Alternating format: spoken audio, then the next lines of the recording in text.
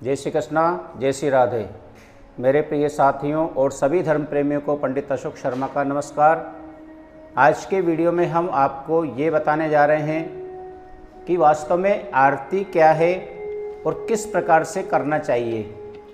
हम जानते हैं कि जब कभी किसी भी भगवान की पूजा प्रतिष्ठा करते हैं और किसी भी देवी देवता की जब पूजा संपन्न की जाती है, तत्पश्चात हम आरती बोलते हैं। तो आइए अब हम आपको आरती के विषय के बारे में बताने जा रहे हैं कि आरती को आरात्रिक अथवा आरार्तिक और नीराजन भी कहते हैं।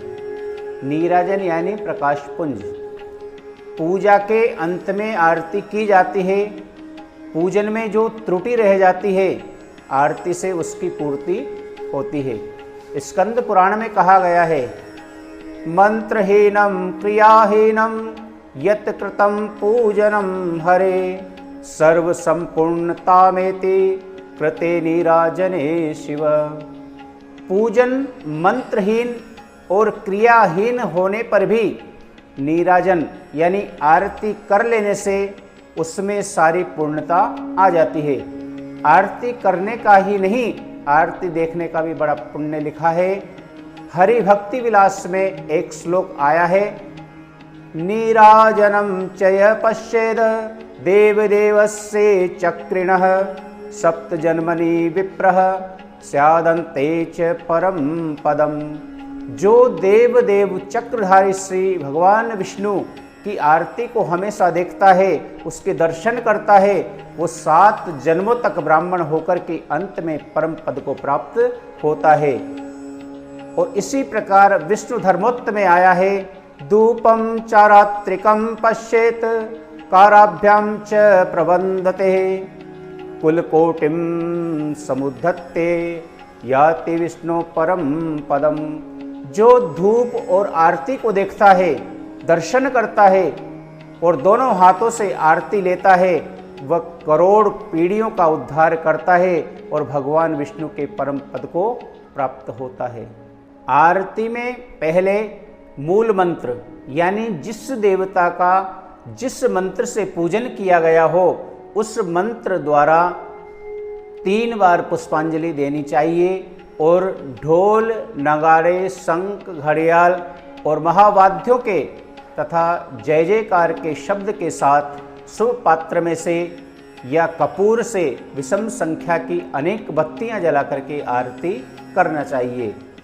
आगे इस प्रकार आरती करनी चाहिए, ततश्च मूल मंत्रेण दत्वा पुष्पांजलि त्रयम महानीराजनम कुर्यान् महावाद्ये जयस्वनेः प्रज्वलेत तदर्थं च कपूरेण घृतेन वा आरात्रिकं शुभे पात्रे विष्माने कवार्तिकम। साधारणतया 5 बत्तियों से आरती की जाती है। इसे पंच प्रदीप भी कहते हैं।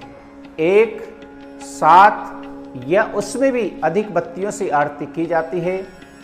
पद्म पुराण में आया है, कुंकुमा गुरुर कपूर घृत चंदन निर्मिता वर्तिका सप्तवा पंज कृत्वा वा दीपवर्तिकम कुर्यात् सप्त प्रदीपेन शंख घंटा दिवाद्यके। कुमकुम अगर कपूर घृत और चंदन की 7 या 5 बत्तियां बनाकर अथवा दिए की रुई और घी की बत्तियां बनाकर के 7 बत्तियों से शंख चक्र घंटा आदि बजाते हुए भगवान की आरती करना चाहिए। आरती के 5 अंग होते हैं। पंच नीराजनम कुर्यात् प्रथम दीपमालया द्वितीयं सोदकाब्जेन तृतीये धोत्वा ससा च्युतास्त्वादिपत्रेशः चतुर्थ परिकीर्तितं पंचम प्रणिपातेन साष्टांगेन यथा विधि। प्रथम दीपमाला द्वारा दूसरे जलयुक्त शंख से और तीसरे धुले हुए वस्त्र से और चौथे आम्र पल्लव से और पीपल आदि के पत्तों से, पांचवें साष्टांग दंडवत से आरती करना चाहिए। आरती उतारते समय सर्वप्रथम भगवान की प्रतिमा के चरणों में उसे 4 बार घुमाना चाहिए और 2 बार नाभि में, 1 बार मुखमंडल पर और 7 बार समस्त अंगों पर घुमाना चाहिए। आदौ चतु पादतले च विष्णो द्वे नाभिदेशो मुखबिम्बेकं सर्वेषु चांगेषु सप्तवारा नारात्रिकं भक्तजनस्तु कुर्यातः। यथार्थ में आरती पूजन के अंत में इष्ट देवता की प्रसन्नता हेतु की जाती है। इसमें इष्ट देव को दीपक दिखाने के साथ ही उनका स्तवन और गुणगान किया जाता है।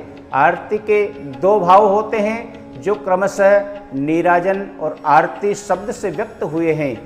नीराजन यानी निशेषण राजनम प्रकाशम, इसका अर्थ यह है कि विशेष रूप से शेष रूप से प्रकाशित करना, अनेक दीप बत्तियां जला करके विशेष विग्रह के चारों ओर घुमाने का अभिप्राय यही है कि पूरा का पूरा विग्रह एड़ी से लेकर के चोटी तक प्रकाशित हो उठे, चमक उठे, अंग प्रत्यंग स्पष्ट रूप से उद्भाषित हो जाएं, जिसमें दर्शक या उपासक भली भांति देवता की रूप छटा को निहार सकें, हृदय अंग कर सकें। दूसरा, आरती शब्द जो संस्कृत में आरती का प्राकृत रूप है और जिसका अर्थ है अरिष्ट, विशेषतः माधुर्य उपासना से संबंधित है।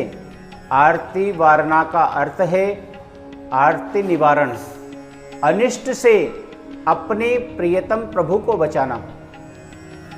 और इस रूप में से यह एक तांत्रिक क्रिया है जिससे प्रज्वलित दीपक अपने इष्ट देव के चारों ओर घुमा करके उनकी सारी विघ्न बाधा टाली जाती है।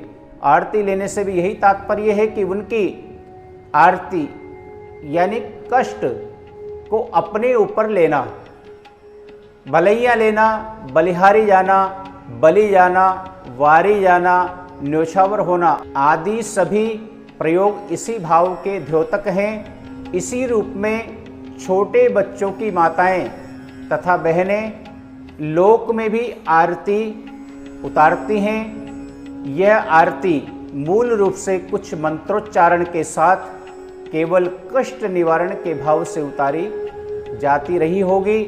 आजकल वैदिक उपासना में उसके साथ साथ वैदिक मंत्रों का उच्चारण होता है तथा पौराणिक एवं तांत्रिक उपासना में उसके साथ सुंदर सुंदर भावपूर्ण पद्य रचनाएं गाई जाती हैं। ऋतु, पर्व, पूजा के समय आदि भेदों में भी आरती की जाती है।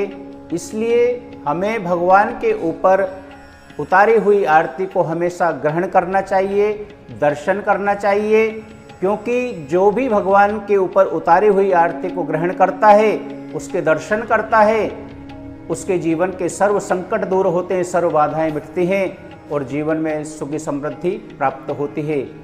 आज की वीडियो हम यहीं विराम करते हैं और इसी प्रकार की अन्य वीडियो प्राप्त करने के लिए आप हमारे चैनल को लाइक एवं सब्सक्राइब जरूर करें। जय श्री कृष्णा।